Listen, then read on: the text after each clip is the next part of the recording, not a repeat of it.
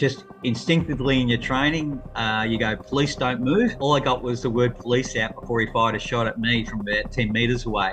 He fired a shot which hit the lady. Then he forced his way in there, fired another shot. It became a siege situation. Finally, our officers gave us the go-ahead, you need to go in there and do a hostage rescue. The training is intense because if you make a mistake, the consequences are devastating. As a tactical police officer, you can't afford to fail. We are the last resort.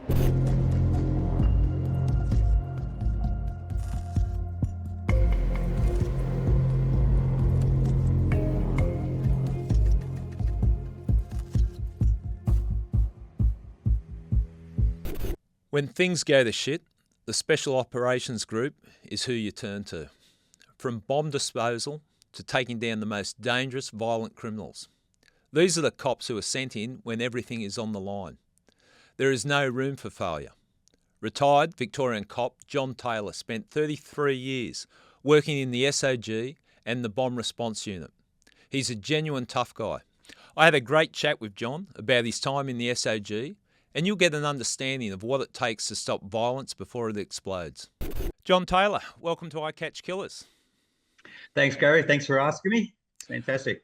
Well, I'm going to say up front, full credit to you with the area in which you worked in tactical policing and the bomb response unit. That's a sharp end of policing, and you did it for a hell of a long time. So, full credit to you. Yeah. Yes, to be honest, I thoroughly enjoyed it, Gary. I've mentioned to other people my career was nearly 34 years, and I spent about 32 of those in the Special Operations Group or under it. Yeah. And it feels like only 5 years. So obviously I enjoyed my work, Yeah.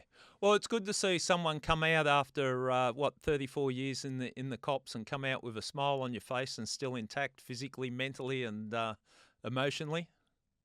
Well, my wife might argue about that one, but yeah. Look, Originally, I did 10 years as a graphic artist screen printer when I left school. Tried to get into the police force, and finally got there, and my dream came true. And then moved on to a specialist area, and I have no regrets. Seen things like you yourself, that other people fortunately don't see, but. That's part of the job. That's what I accepted, and did my duty. Yeah. Well, reading your book Through Fear and Fire, I like the fact, and I think it was in one of the pictures you're saying, I can't believe I get paid for doing this, and that was the attitude I had in the cops. There was some adventures and some things that I got to experience, and what they also pay you. Like I'd pay to do some of the experiences myself. So, yeah.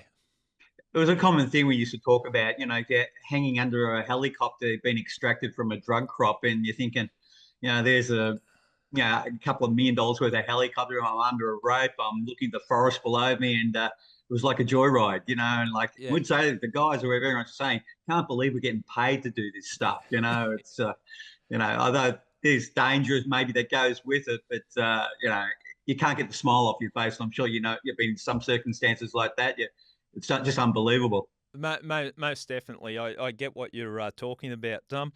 The other thing in the policing world, the perception of tactical police is like you guys are robots. And, you get called out when shit hits the fan, and to sieges, arresting high-risk offenders, all sorts of things, when the other police haven't got the skills, training to respond to the situations. But I think we should dispel that, because in my dealings with tactical police and my involvement in the tactical police, it's very much there's a human side of it, isn't it, that people don't understand? Yeah, look, we're normal police officers, and we've just been trained a little bit more in specialist areas, and we have better equipment. And as you mentioned, we, as a tactical police officer, you can't afford to fail. We are the last resort. Yeah. We can't say this is too hard and move aside and let someone else go in. So, and we have a human side. As you said, we're just normal people. We see a lot of things that we're glad other people don't see. Yeah. We deal with a lot of people that you wouldn't believe their beliefs and what they've done. It's surprising and quite disturbing in some ways. And we have feelings like everybody else when it comes down to it. Yeah. You touched on a point there, and I very much felt it in when I did a comment to the TAU. when you're the team there. Whatever happens, there's no one else to respond except you guys. That's Yeah, that. and that's basically it. And as you know, we'll have a plan A, and Yep. we already have a plan B and a plan C, and then we'll improvise a plan D if it's required. There's always forward motion. There's no backward steps when it comes down to it. Yeah. Yeah. Well, I spent most of my career in criminal investigations detectives, and but I also spent a lot in the tactical side of policing as well. There's a friendly rivalry and a bit of a bit of perception that the tactical guys are the knuckle draggers. I think that was the term we'd use in New South Wales, and the tactical blokes said, "Oh, you're the soft pen pushers," in regards to the detectives. But I just want to say this, and tell me if you think I'm on the right track. I spent many a time with the tactical police, and I think the training and the professionalism is not fully appreciated. Like, the training is intense because if you make a mistake, the consequences are devastating. But some of the briefings and debriefings I've been to with tactical police are head and shoulders above briefings with detectives. Would you agree on that? Like, without the shitbagging detectives, because I'll have to defend them, but there is a professionalism that needs to come with tactical policing.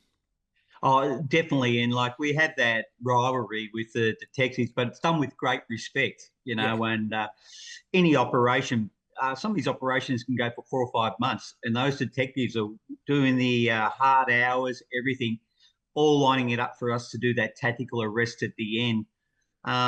They're the ones that actually do the hard work that goes with it. Yeah. So we find like tactically, with briefings and things like that, they've got to be done correct. It's not like walking into a room and having a 2 minute briefing. We'll do reconnaissance on the information we get from the investigators. And those reconnaissance could be, looking at the offender's address, or if they're going to do an armed robbery, looking yeah, at the places they're going to rob. So lots of hours go into it. And it's got to be very succinct and very well planned. And then it has to go before our senior sergeant, and then it has to go before our inspector.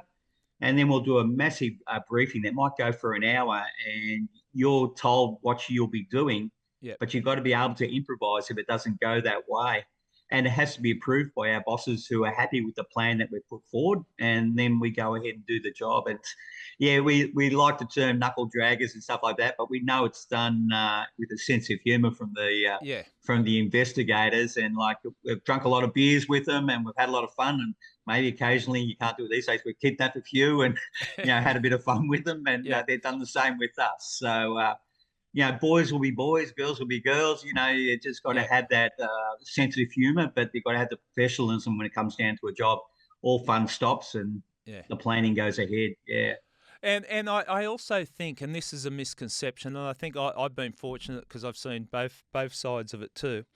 Some of the most intellectual, stimulating conversations I've had is sitting in the back of the Dove or the van waiting to arrest an offender that might turn up in the next 8 hours, and the conversations you have. Like, people think it's one-dimensional tactical policing, but there's a lot of people that are deep thinkers and philosophers and all sorts of things I've found in tactical policing. Yeah, I think the best thing I enjoyed about my job was it's a team environment, very team Yeah, orientated, and like a family.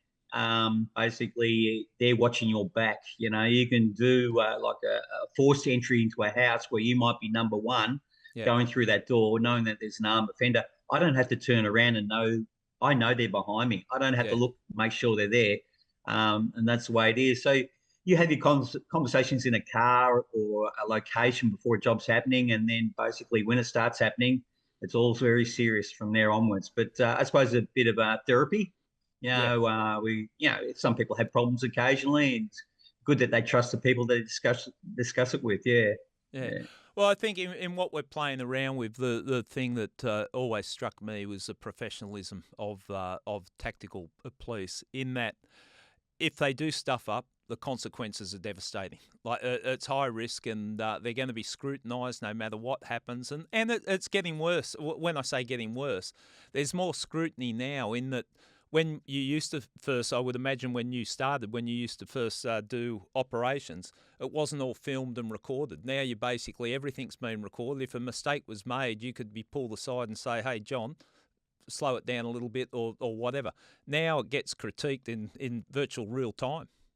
Yeah, debriefs were very thorough, even in the early Yeah. days, and probably showing our age. I was amazed when I got to the unit. I got a pager that used to go beep with a red light, and then excuse me, I had to find a phone somewhere. I might be driving in a car and pull into a petrol station, mate. I need to use your phone, and from the pager we moved to a pager that had a phone number that we could ring, and then pages they really improved, and they had messages, what the address you had to go. So with technology has improved with body cams on police now and Yeah. CCTV, and everybody's got a mobile phone. Not that we ever did the wrong thing, but it's another thing you have to think about these days. Yeah, Yeah. certainly the generations have changed. Yeah. Well, I'll put my hand up. I do remember the pager, and the first time it went off, I had it on my belt, and I thought that I had something wrong with me. I couldn't work out what it was, and then I remembered I had the pager. What steered you towards going into the tactical side of policing? What was it? You joined the cops. Did you always have the dream of going into tactical policing when you joined the cops, or? I think this will make some of my mates like unbelievable, but when you leave the academy, you're a probationary constable, as you know, and Yeah. you get got it put in communications, and then you apply for a vacancy somewhere. And being so junior in those days, basically the senior number got the position. So after I think I applied for 56 different police stations to get out on the road, Yeah. and then they set me up. I think the sergeants at the communications said, "Oh, you should join the SOG. They like running and fitness and I probably, as a kid, had small man syndrome. I'm not particularly tall or big. Yeah. And once I applied, then I started to realize what it was all about. And I suppose just stubbornness. Right. There's no way I was going to quit, you know. And yeah, that's basically knew nothing about the SOG originally when I put the application in. Yeah. All I knew is I thought it was something like search and rescue. And yeah, but I certainly found my part in the police force, you know, in the organisation, and I'm glad I made that decision. I suffered, but Yeah. I'm glad I made that decision. Yeah. Didn't check the fine print when you applied. They don't just hand out a pair of black overalls and a big gun and tell you to go and arrest these offenders and resolve this siege. Tell us about the training and the whole process, because it was 87, 88 where you... Yeah. Yep. 89, I got into the group. Yep. 87, I joined the police force. Yep. 89, I got into the group, the end of 89. And like I was at communications, and it comes out in the Gazette, you know, you want to be an applicant in the SOG, and I put my form in. Then you do a medical and all that kind of things that go through it. And then you do a basic PT assessment at the academy. Yep. And I think we had over 77 applicants for that year. And then you lose a few along the way.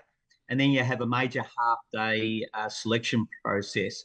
And that starts off, you know, they give you a lot of verbalization, but then you do a 3.2K run with a bulletproof vest on, carrying a shotgun. You got a 38 revolver on your hip, and you got a helmet on, and you're in GP boots, and you're running around an oval. And from there, you return the weapons, and you give them back their ballistic vest and all that. And you're in a boiler suit. You had to wear a boiler suit, one of those overalls, and then you'd run down to the Yarra. You had to swim across the Yarra, and then up the other side was about 50-metre sort of climb, not quite vertical, but a big rope was there. Yeah. Once you go up the top, you do a kilometre run up there around a loop, and then back down the rope, back across the Yarra, and then you do a 100-metre man carry on one of the SOG guys, and they were all big boys. And, you know, I would have been probably 70 kilos wringing wet as it was. And then you do that twice more. And it was the coldest day for Melbourne that year. And so a couple were taken off to, you know, hypothermia to the hospital. And I could hear the SOGs just calling them weak. We have better idea now about hypothermia. But you can imagine what it was like in those early days. And then we do a whole lot of push-ups, sit-ups, burpees, all those exercises that are bad for your body, the way they were done, you know, bunny hops and things like that. And by the end of it, you're down to about 30 people. And then a couple of weeks later, you go before a board. And we started our course with 22 people. And it was a really small classroom. You'd sort of shoulder to shoulder in the classroom.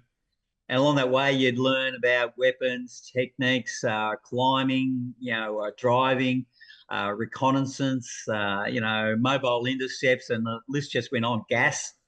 And by the end of it, 12 weeks later, there's only 4 of us in the classroom, you know, and just your attrition rate is unbelievable. And we have improved. And Yeah, I like to think that I was part of that. I became a fitness instructor where we yeah. started to manage people's injuries. But in those days, I think it's competition to see how many people they could get rid of on a course. I, It's bad. Yeah. I bad, but I look back and it just puts a smile on my face. It brings back so many memories. I think I did the course for, it was a 6 week course for TRG, Tactical Response Group, in, it would have been 87, 88. And I look at the policing now, and before I retired in the police, and I've got some people, be complaining about workplace issues or HR issues, and I just think, what went down there? And you talk about doing all the wrong exercises. You like the log run down, virtually down cliff faces. It was just chaotic, and I forget how many people were on our course, but I know I ended up in hospital at one stage, and I think probably 3/4 of the course ended up in hospital at some stage. But there was no consideration that they were doing anything wrong. It was just part and parcel of it. That's what it was in those days. And like, even we had, I suppose, on the 12-week course, the worst day physically, in a Yeah. way, was the gas day. Oh, You yeah. know, being put in a little room and a gas canister that should clear a house is basically clearing a toilet that we're in. Yeah. And like, you go in there with your mask and they'd say, take off your mask, and you'd be holding your breath, and they want to, what's your name? You try and say your name without breathing, Yeah. knowing very soon that you're going to have to take that gulp of air, like the CS gas and OC gas. We had to experiment. It was like a cocktail, Yeah. experimenting the whole lot, which is, yeah, you had snot running out your nose that was really hitting the ground. It was disgusting, but better done these days. It was a learning period, and as I said, things have improved. A lot Yeah. of guys been to university, have diplomas in fitness and stuff like that. So in the newer courses, we used to manage injuries. It wasn't about getting rid of someone Yeah. unless we thought they were unsuitable. But on the 11th week of my course, we did a reconnaissance. Yeah. They'd give you an address and be outside of Melbourne or something like that. You've been doing the course all day, extremely tired. You had to go and do reconnaissance. What's the back door look like? Yeah. What's the front door look like? Where would you form up your people? How many people would you need? Which ways is the door open? And I twisted my ankle really badly Yeah. in a divot. And then the next, on the 12th week, we had a 20K run. So again, with the boiler suit, Yeah. the shotgun, doesn't have a sling, you got to carry it in your hand. Had a 38 pistol on my hip and 1 litre water bottle, and that we had to run. There's only 4 of us left anyway. And it was about a year later when I did something to my ankle, I had it x-rayed and I had a broken bone in it. So it actually had broken my ankle on the 11th week. But I knew it was bad. But if I showed that it was a sign of weakness, and I would have been kicked Yeah. off the course. We lost someone in the 11th week, So yeah, But yeah, you look back, and I look back with a smile on my face that you get through something like that, and you look back with fond memories because you appreciate how tough it was. The gas, we went in did the gas run, and into that room with the gas let off. They took us from memory. We were doing leopard crawls over gravel roads and all that beforehand, working up a sweat. We had no idea that the gas would attack all the moisture on yeah. on your body. So All worked those us places you don't want it to. worked us up into a lather, and there was a dirty puddle of water, and we thought, oh, good idea, we'll leopard crawl through that and cool down a bit. And then they take you into the gas room. They've warned you that some people might panic, some people might piss themselves, some people, who knows what reaction you're going to get. So you're whipped up into a frenzy, and then you go in there and they rip your mask off, and exactly what you were saying. What's your name? Where do you work? And you come out and just, yeah. But Yeah. it's an experience. I say it now, I'm a little bit older and wiser, but if someone said, even if I wasn't being paid to do that, I'll give it a go, see what it's like, and it just hits you. When people ask me what it feels like, I say, imagine if someone poured pepper into your eyes and down your throat. That's sort of the reaction you And get. as you said, you can look back and laugh now, but Yeah. they videoed it. They had the old VHS, recorded like in Yeah. '89, as you'd imagine. And I do have a copy of it. And the looks on some of the faces as the boys are going in the room, it's like, oh, Yeah. what's this going to do to Yeah. us? And like, you're all over the same bucket with snot coming out. So yeah, OH&S not too good, but that's what it was. And, Yeah. And no regrets. No regrets. What characteristics do you think get people through, and what are the type of things you're looking for in people to get them to be a good operator in the tactical sphere of policing? Yeah, very much, ran a lot of courses, involved in a lot of courses, Yep, certainly the selection phase. I'm sort of, a lot of time for me, I'm looking for the grey man, yep, that does everything that's required. But when he speaks, people listen to him, yeah, and there's no need to speak. He's a person that doesn't talk. So very much we're looking for those that can act as an individual, but also it's important, more important to be a team member. yeah, I've been in situations where I've had no one around me. I've had to react by myself, and that's what we're looking for: someone that can think for themselves, hopefully make the right decision.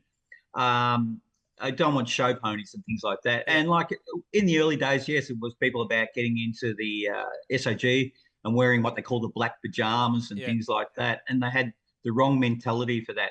Probably fortunate for me, I was only a very junior constable when I put in for it. No one yeah, knew anything about me.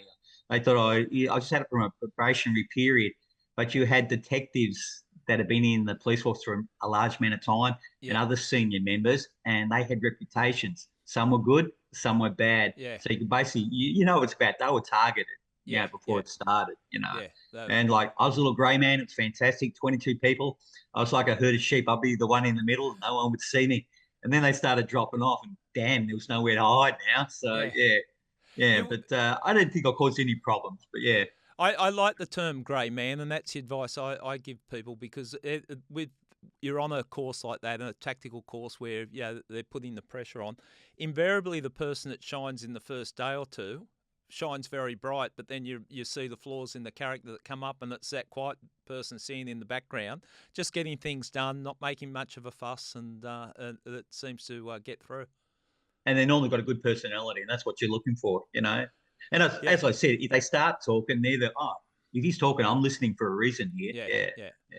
And I take on board what you say that you were young going into the SOG, the selection course there. I did 3 tactical policings through my career: TRG, State Protection Support Unit, then Close Personal Protection. And I got to say, it was me that was changing as I'm going through. When the young bloke, fresh, just in the cops, this is great. I'm getting paid to do this. Where they're absolutely torturing us. I'm thinking this is fantastic, and I enjoyed every moment of it. Next course I do, I'm a little bit older, a little bit wiser. Why are you yelling at me? Why am I getting humiliated? Why am I putting through that? And so as you get older, I think you get set in your ways a little bit. And so you can mould the younger version very easy. Yeah.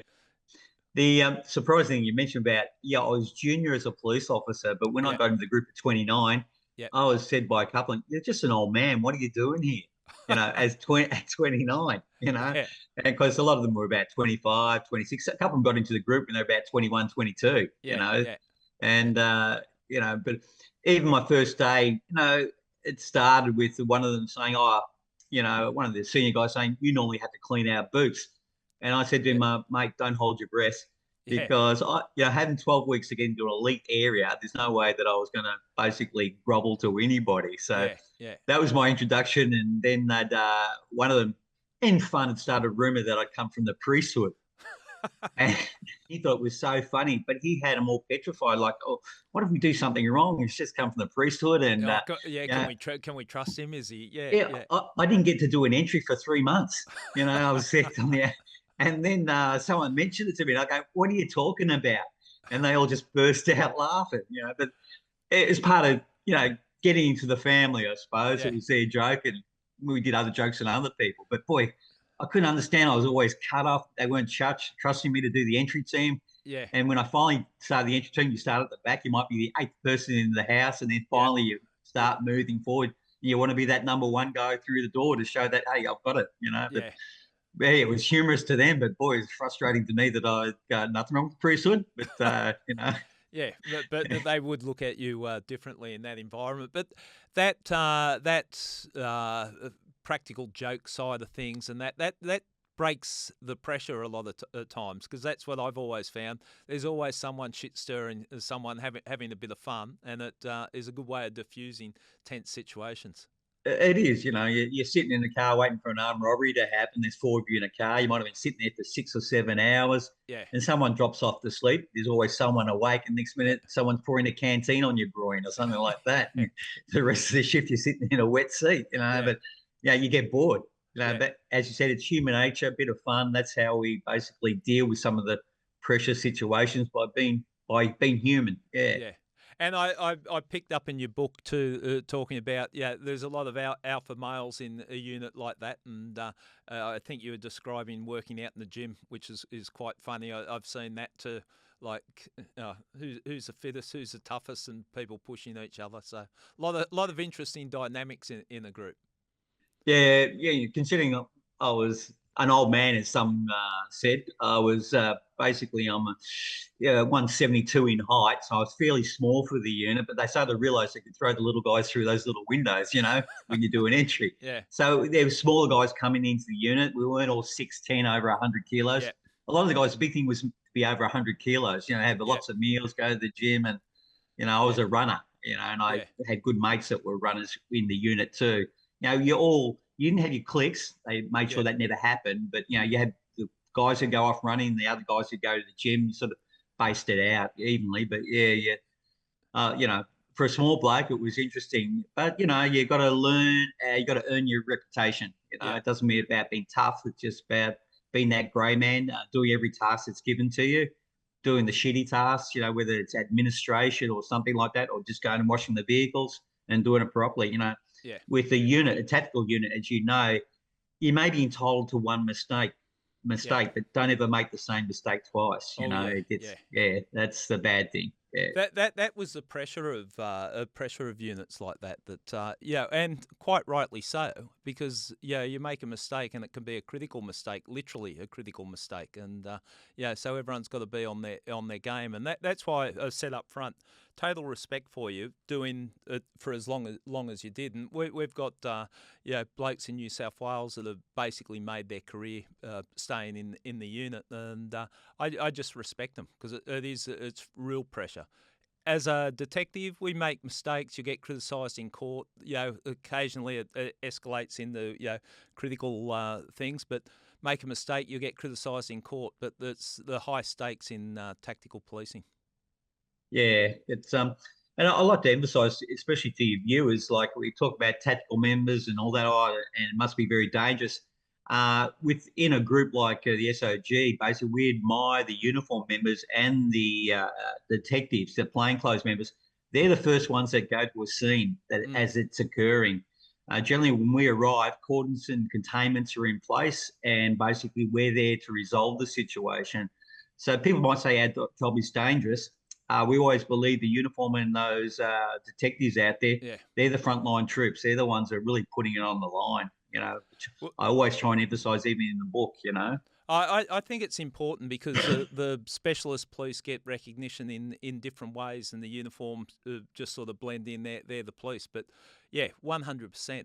They're the ones that just don't know what they're walking into when they knock on the door, and we've seen across the country a lot of tragedies that have happened with police just going about their jobs and not really realising it's a tactical situation they're walking into, and Yeah, it's cost them their lives. So the unknown. yeah. Um, Yeah. how'd you feel when you got through? Relieved. Basically, we had done the 20K run the day before. That was on the Yep. Thursday. Friday, we have a falling out, and I basically nearly passed out. They could see I was going white. I think the ankle, I had a broken ankle really when it came down to it. And during the run, you have like a metal clip holding your canteen, army canteen, and that worked its way across my back from one way to the other. Yeah. So all the skin was rubbed off my back. You're just totally exhausted. And, the best thing I was looking forward to 4 weeks leave, which I had owing. Yeah. And it was a good relief.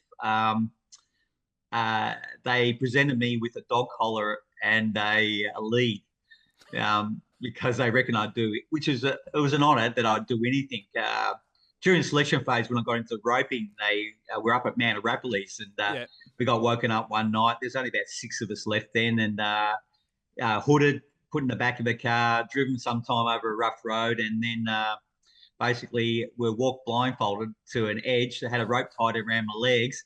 and they said jump. I just went jump, and they grabbed me, and they went right off at me. And he said, "You idiot!" And they took the hood off, and I'm on the edge of a cliff. It was doing our qualification for our nighttime rappel abseil.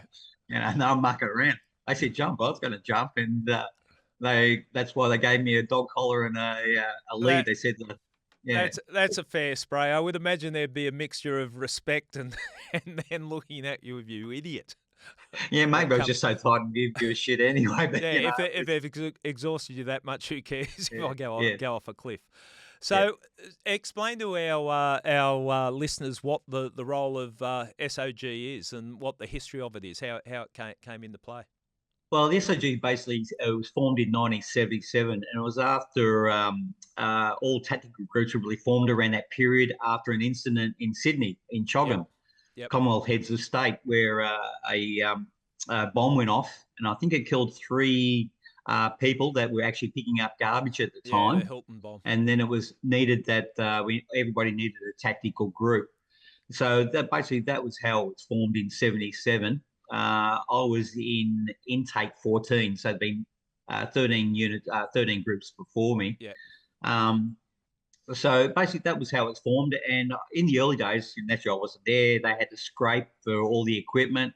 They looked originally when the SOG started, they looked for military people. yeah, So, and then they also had the bomb response side that they had to form and all that. So, it's starting from scratch would have been very early in those days. yep. Yeah. And what type of jobs do they respond to? Oh, yeah. Sorry, they're counter-terrorists basically. So it's sort of domestic violence. In layman terms, Mm, basically, people that are going to rob banks, violent domestics where there's a hostage siege situation, even people that might be looking at self-harming and they might be in a location that normal police can't get to them. Drug crops. A lot of in the early days we did a lot of drug crops, but now a lot of things are hydroponic and stuff yeah, like that. So the big crops of $10 million out in the bush now are basically gone. So you go out in the bush for maybe 6 or 7 days and just sit off a crop waiting for the offenders to come in. yep, Um, and certainly in the early days, armed robberies, which aren't as frequent now, as you know, but high risk warrants and things like that. Also, the SOG used to do witness protection. When we had the Wall Street murders and things like that, yeah, a couple of those witnesses, I'd spend 7 or 8 days with them on a farm somewhere in Victoria, in and interstate. So we'd have to carry guns, and yep. generally we'd have another group look after them during the day, and I'd just do patrols at night, basically by myself. MBGs and things like that. Mm, So. And a lot of preparation for other jobs, just observation posts set up, that the detectives couldn't get into. We had to do obs on a premises or a rural property and things like that, helping people install listening devices and things like that, having the appropriate warrants, as you can imagine. yep, But, we'd basically enter a house and help with their installation, just cover them that they wouldn't get compromised and things like that. mm, I remember one we did, and we're told that the alleged offenders weren't actually in the house, and I had night vision on. They picked the locks, and we just do a walk through the house to make sure. And I come in the main bedroom, and the husband and wife are in bed. He's snoring away, yeah, and it's like little hearts pumping. We need to get out and don't squeak the floorboards. yeah. You have jobs like that where, yeah, you get a bit of a fright, but uh, maybe bad intel by surveillance units those days. They were actually home when they shouldn't have been. But yeah, Yeah, well, the type of things you describe, I've seen all that, and you just don't know what's going to happen when you're going in there. And I've had you guys out when we're looking to lock someone up and in the bush, keeping surveillance, virtually just in in the middle of the bush for a couple of days before we're yeah, ready to raid the place, waiting for the people to come home. So yeah. interesting challenges and a lot of diversity. Yeah, well, yeah, I had one in a town, like we do in a reconnaissance, and it was a semi-rural property. It was Yeah, quite large, no other houses nearby, and he had the habit of, if he's very paranoid, he'd come out on his front porch and open up with a gun, just firing it yeah, away. Anyway, it was decided that we had to do a reconnaissance on the premises. So I was with a very new member. It just completed the course. He wasn't a priest, so he was fine to come with me. But we went on a neighbouring property that had lots of bush and shrub, and it was a really still night.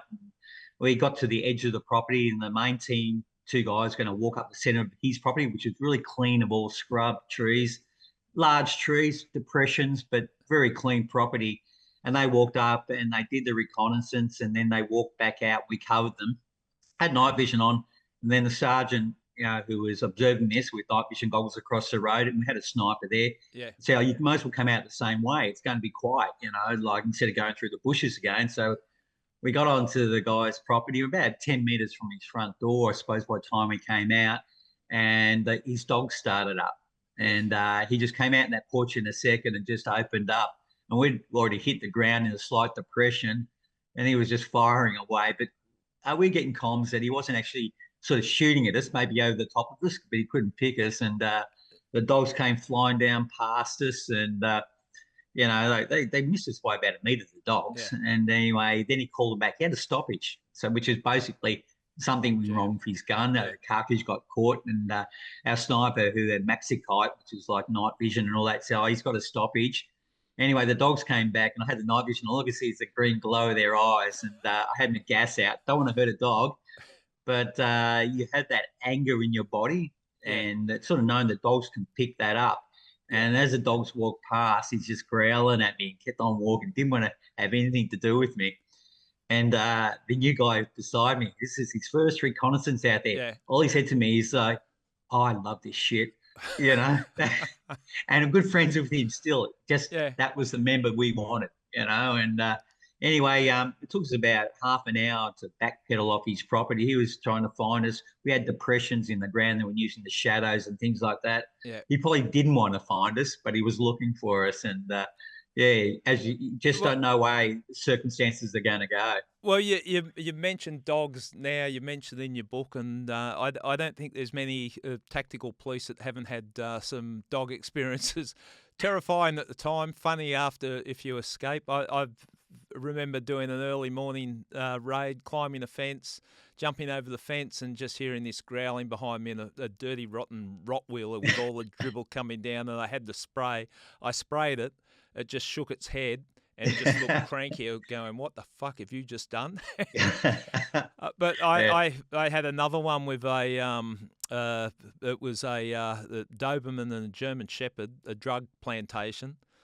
And it wasn't a tactical, it was detectives. We've just gone out there to have a look. There was a report of it, and we found it. And the offender let the dogs off, and the dogs attacked a young detective.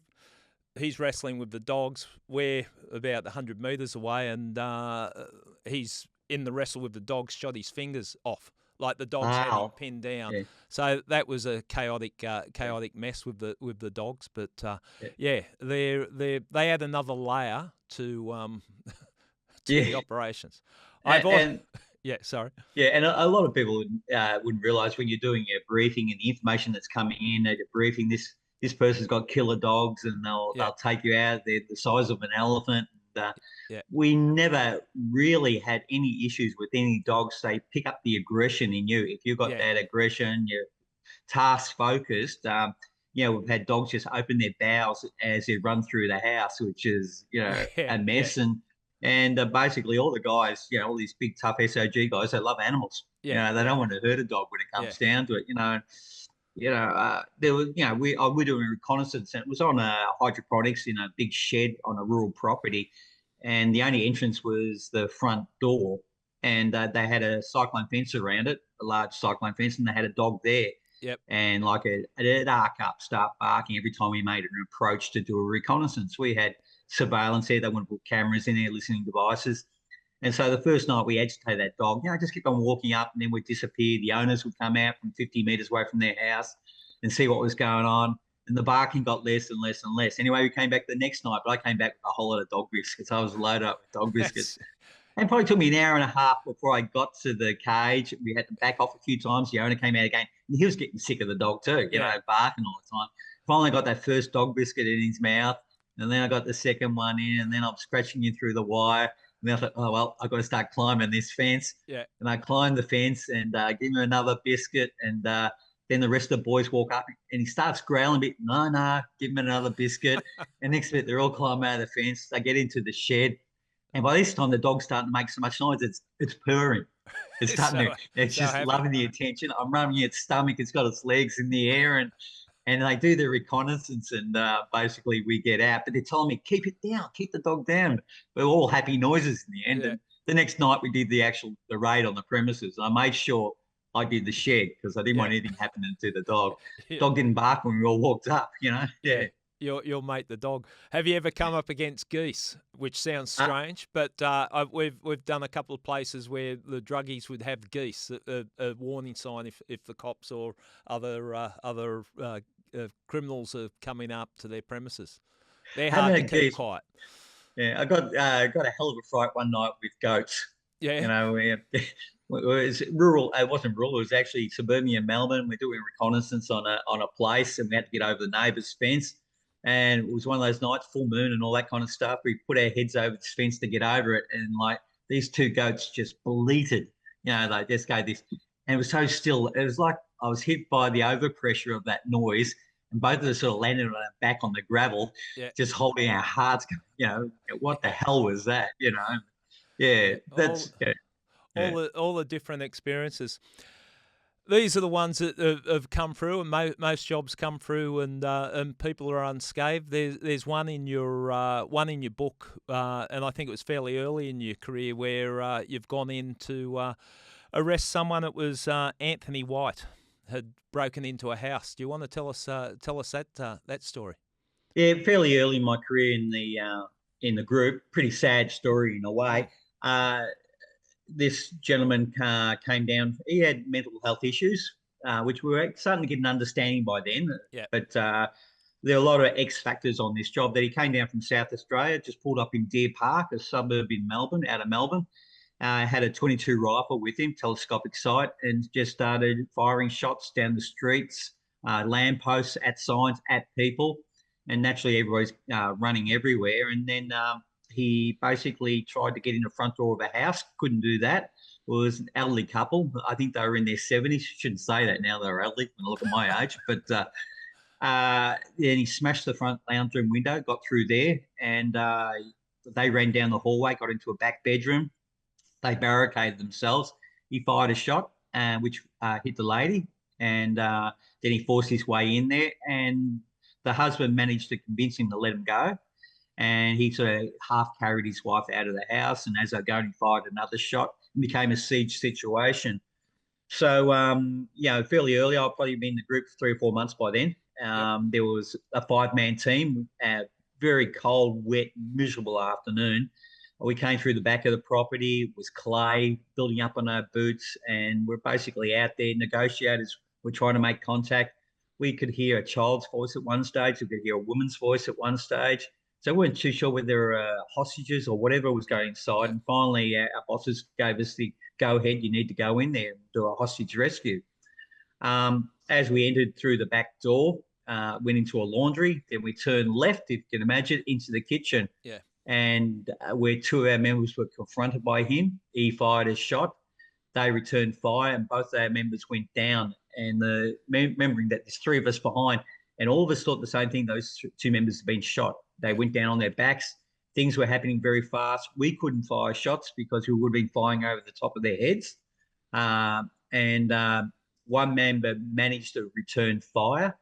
I ducked out through the back door and came to the kitchen window. I could see him hiding behind the fridge. So I let go with the shot then. It was I had a Remington 870 shotgun. I had SGs in it. yep, An SG cartridge for the viewers holds about 9 pellets. They're about the size of a 38 round. So the other member was beside me. He fired 2 rounds and skipped those off the fridge. Obviously, he could see the same threat. We then ran back inside, jumped over those members that were trying to get up, and basically arrested the offender. But he actually died at the scene when it came down to it. mm, So it was mental health issues. Obviously, he yeah, was putting these voices on to give us the impression that there are hostages and things like that. So one of those unusual yeah, circumstances. And fortunately, the woman survived her injury. But shocking uh, mm, state of affairs for them.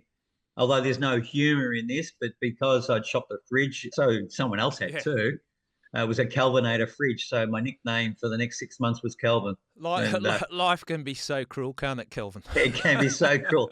You do the right thing, and Yeah, yeah, it's surprising. And like, yeah, we had, rumors are starting to come out that we'd fire through a frosted window. Just luck that we had the fridge, and like yeah, the video. And then, the worst part is, after an incident like that, your viewers mightn't realise. Basically, we're under investigation. Naturally, it has to yeah, be done right. We're separated. Our weapons are passed over, and we're not allowed to talk to each other. We're placed in individual cars. The homicide squad turns up, and basically we're sitting there for an hour and a half, not talking to anybody. Can't mm, contact our families and things like that. And you feel like a criminal, yeah, especially as a junior member. We're my buddies, the more experienced ones. yeah, What should we be doing here? And then we're just basically told to go home, be interviewed the next day. We turned up and we'd be told we'll do a video reenactment, mm, which is really a no-no, because everybody perceives things differently, yep, and your viewers would know that. And so I do my reenactment, the other guys do their reenactment. Our guys hadn't been shot, but when they discharged their weapons originally, because of the clay they were on lino, yep, the recoil from their weapons, slip, basically they slipped. It was like ice in the kitchen, yeah, and that's why they went down. And the offender's weapon at the end, when it was checked, it had one of our rounds going through the telescopic sight. So basically, it means that it was pointing at you, point at you, yeah, when it was yeah, fired. And that's on a wall actually in the office, the SOG office yeah, at the moment. But yeah, we get interviewed. You feel like a criminal, and yeah, when you have 5 different stories that have been video reenacted, we didn't get into trouble. It was all cleared, and yeah. he was responsible for his own death. But it's a learning experience as I, a junior member. I know what you're talking about. I've been involved in critical incidents from the operational point of view, and yeah, it's traumatic. Yeah, we can all say and we put on the bravado, but when someone's life has been taken, it's traumatic. And then, as you identified, you're separated. You can't talk. You feel like you've done something wrong, and you're just doing your job. And you did exactly what you're supposed to do, and you do feel like a criminal. So I've had it from that side, and I've also had it from the homicide time where I had to lead critical investigations, and it made me feel uncomfortable what we put people through. And you and I both know there needs to be accountability. There needs to Yeah, definitely. Yeah. needs to be that, but it just adds another layer to what's happened. Yeah, it's sort of you're sitting in that car for an hour and a half. You start questioning, have I done the right thing? Yeah, What actually did happen? Probably in one way, you're probably a little bit of shock, yep, that it's happened. The big shock was seeing those 2 members going down, and we all thought the same thing. All 3 of us, basically thought they'd be shot, yeah. and it was a critical incident, as you know. But you question your judgment for that hour and a half. Go, nah, I've done the right thing. I've done what my training told me to Yeah. do, and no question about it. Yeah. And it doesn't just stop there either, because then it's invariably goes to the coroner's court, even if you haven't done anything wrong, and quite rightly, there need to be a coronial inquest into it. But then, 12 months down the track or longer, you're seen in the witness box justifying what you did in a split second, and barristers have been paid a lot of money to criticise you for, anything that came in. I had one where I did the operational orders and called the person that was the deceased the target.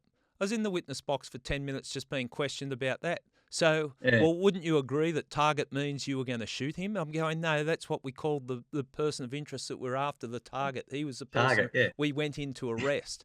But that how a different slant can be put on Yeah. it. But and how do you personally come away from situations like that? How does it sit with you? Well, as you said, you go to the coroner's court and media are in your face. Like Yep. certainly in the very early days, we didn't want, and they're pretty good.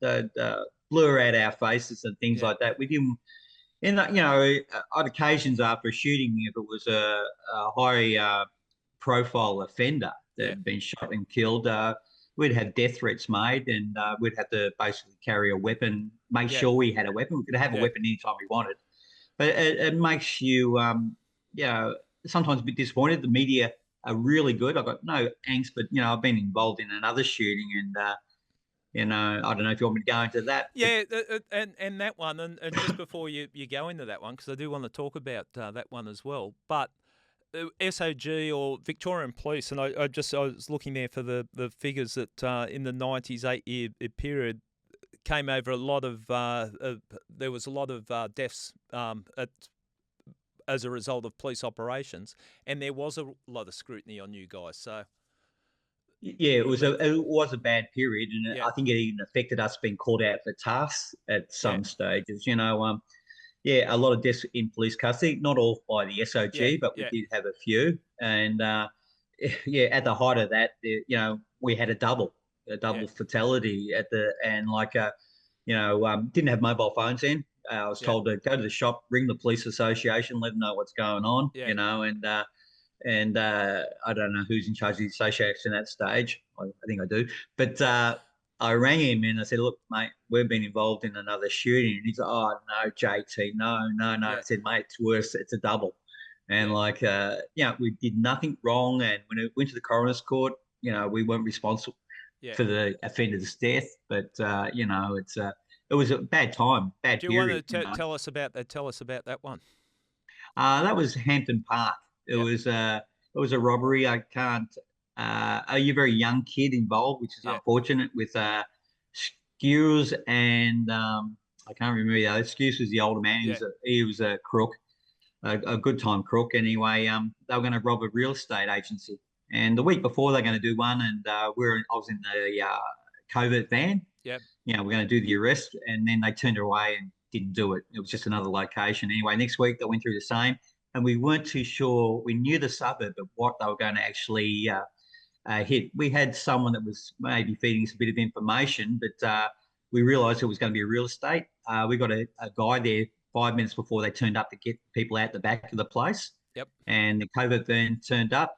The offenders turned up, and they were called on. We were now trying to prevent the offence from occurring. That was probably from a previous job where things had changed our techniques. And when they were called upon, Skewers went for his shotgun, and the other guy, young kid, he reached into a bag, and a number of shots were fired, resulting in their death. yeah, And scrutiny. He was a young kid, just a bad choice of friend, a bad thing yeah, to do. And they were going to a real estate agent. I think they're going to get 35 cents that was in the till. That was yeah, basically it, yeah. and unfortunate bad mistake, Yeah. And these things do happen, and I don't think police are heading out there looking for that, but someone's got to respond. In fact, you seem, and there's people in, or it's probably the field of work that you're in, where even when you're trying to mind your own business, trouble attracts you. There was one, you'd been called out, I think, and we haven't even started talking about your bomb response unit stuff Yeah. yet, but we'll cover that Yeah. later on. But I think you'd been called out to a job, you weren't on call, you've gone home, you're probably in trouble with your wife, and then you got called out to another job because you were nearby. Was it in Frankston? That one in Yeah. Frankston? What? Yeah. Tell us that one. That was basically it. We talk about family sacrifice, and I've made a commitment to my wife. Yes, I will go to your work Christmas party this year. Yeah, Although unfortunately I'm on call, but it's the 21st of December. I think it was 91. yeah, Nothing's going to happen anyway. I drop her off at the party. I get out of the car. I'm there 5 minutes. My phone goes, suspect package in the city. You'll need to go. So I had all yeah, the bomb equipment plus my personal equipment. I met another bomb tech there. It was just X-rays, stuff like that. It was a nothing thing. yeah, Hop back in the car, and as I'm driving away, the phone goes again. Oh, we got another one on the outer suburbs of Melbourne. A suspicious box has been put on someone's front door.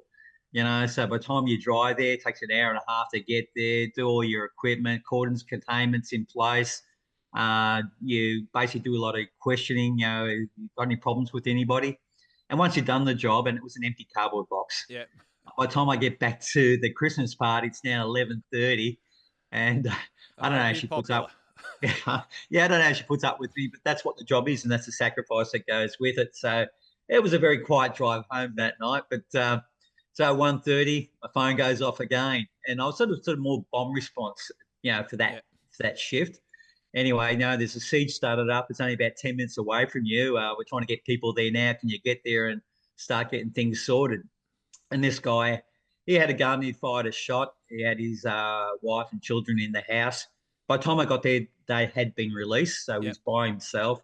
and my inspector and my sergeant just arrived. So there's only three of us. So I arrived there. I've got all my equipment with me. A bit disappointing because when you're first, you get to be put in the cut-off position. Means you either the back of the house or the front of the house. Yeah. You're not going to do the entry into the house to get the offender. Yeah. And whether you like it or not, that's what it's That's all the way about it being in a rolls. group. You want to go through the door. Yeah. So, I kicked a bit of gravel and, grabbed a weapon. I had a choice of weapons. So I had about 4 or 5 different weapons in the car. That's what you had in those days. And I grabbed a short shotgun that had a pistol grip on it. It was the 870 pump. I'd already taken a hacksaw to the barrel a bit, which you could in those days. Yeah. And I had a sling as a bicycle tube. And the idea is I could jump fences and just stretch the gun out to my side and won't get caught on anything. Yeah. A very fast response. Probably not the best weapon for that type of job, but I had the SGs in it, and I became front cutoff. Really dark street, and I wasn't too sure whether it was in one house or the one beside it. There was no dividing fence, and soon enough, a dark shadow came out of one of the houses and walked down the street. Couldn't tell whether it's male or female. That's how dark it was. Yeah. I was laying in a prone position beside a brick letterbox, a bit of cover, and I couldn't work out. And then when we arrived, the police had parked their car in a bad position, a couple of cars right in the middle of the street, and we'd evacuated those police members, but left their cars there. In a matter of seconds, this guy's just raised the gun up, bang, and shot at the cars. Right. Okay. And just instinctively in your training, you go, police don't move. Yep. All I got was the word police out before he fired a shot at me from about 10 meters away. And actually, the flash just sort of blinded me for a sec. I responded with one shot, and I hit him, and he went to the ground. And he took 4 pellets from the SG in his shoulder. Now, if it had a longer barrel, it would have kept the grouping together. But so be it. He survived. Yep. And basically, I called for assistance. My sergeant came running up. I said, I've got him covered. And then we've got a uniform member to mind him. Then we had to clear the house. The job keeps on going on. I've just shot someone, bang, let's clear the house. You're not even thinking about him. He's now been restrained by the uniform members because it's safe to do so. And then I get interviewed again. Basically, weapon gets taken off me. I go to, although he wasn't going to die, he was in Frankston Hospital and said I was a terrible shot.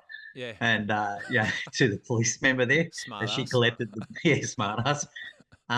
Never heard any problems from him again. Yeah. So maybe a good result. But then the media start. That's where it gets bad. And I think with the it was it came out in the media that a father of 4 or whatever, a father of 3 has been shot and by police, and the onus, everything's in the telling in the headline, isn't it? Like father. We'd unfortunately had another. It sounds bad. Unfortunately, we had another fatal shooting that week earlier. Right. Okay. So the media were looking to. So police. Second shooting for the week. SOG involved too, and the reports of a father of 4 being shot, and my wife was pretty annoyed by that. And she sort of said, well, it should have been father of 4 shot by father of 3 because father of 4 shot at father of 3. That would have been a more truthful headline. Headline, But it's good on her, and I think that puts it in perspective. Like, police can be put in a bad light, but what happens if you didn't respond, or police just go, "Oh, we're not going to turn up there"? What goes on there? He can walk in the streets with a firearm, as we saw in Deer Park. Going to someone's house, and I think probably it was remembering there's a bit of alcohol involved. And look, fortunately, he survived. And so to me, that had a good outcome. I was questioned. The next day we had our Christmas party, all the group guys, naturally they want to, what happened? And even then I think I'd only been in the unit, it happened in 91. I've only been in the unit probably a year now. And I've been involved in a few shootings already, just luck of the draw, As a tactical member, in one way it was great, to be honest. I've been involved in those jobs. And so I found a lot of the wives, want to sit down with me, what happened, just, with more concern.